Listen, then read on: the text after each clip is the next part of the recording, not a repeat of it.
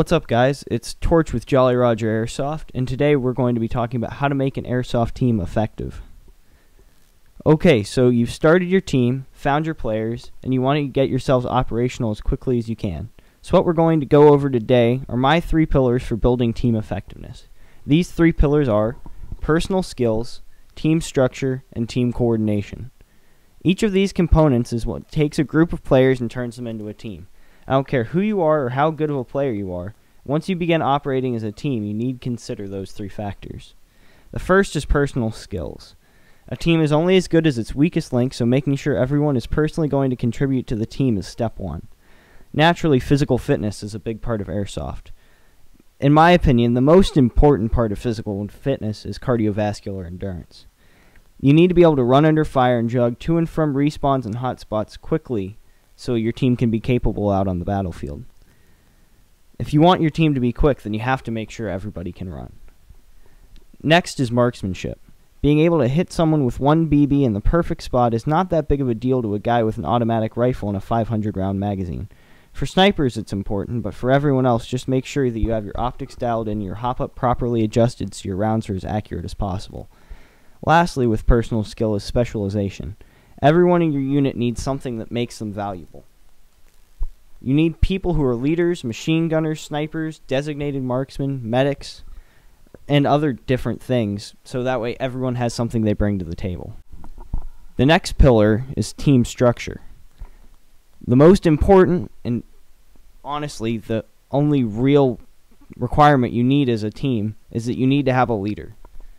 When you're out fighting, you can't just have a group of people sitting around not listening to anybody.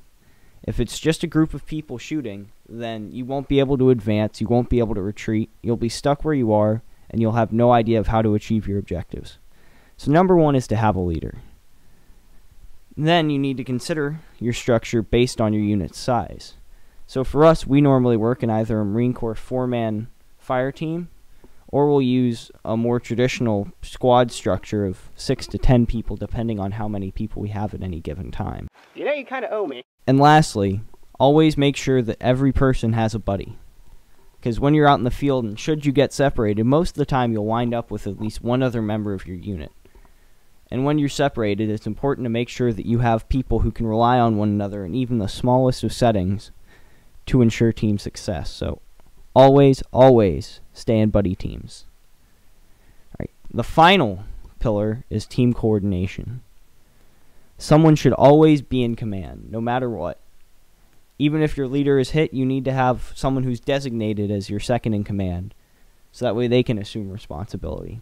If you're with a group of people you've never met before, and you're all trying to assault something, you guys need a leader.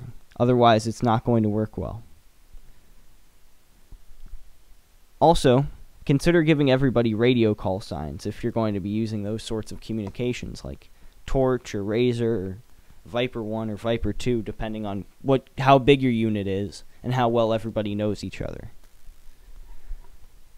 And also, have a set of team hand signals for when you're out in the field.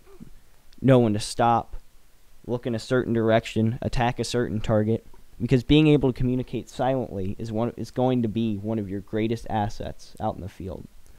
Alright, so all in all, the 3 pillars are personal skills, which includes physical fitness, marksmanship, and a personal specialty for each person in your unit. And then you have to consider team structure. You always need to pick a leader and pick your structure to suit the numbers you have in your unit and the kind of people you have. And always remember to use buddy teams.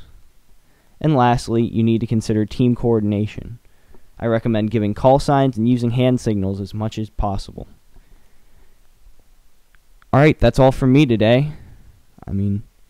Feel free to like, comment, and subscribe. Like us on Facebook, follow us on Twitter. I don't know. It's all Joe's fault. So thank you for watching. This has been Torch. Stay frosty.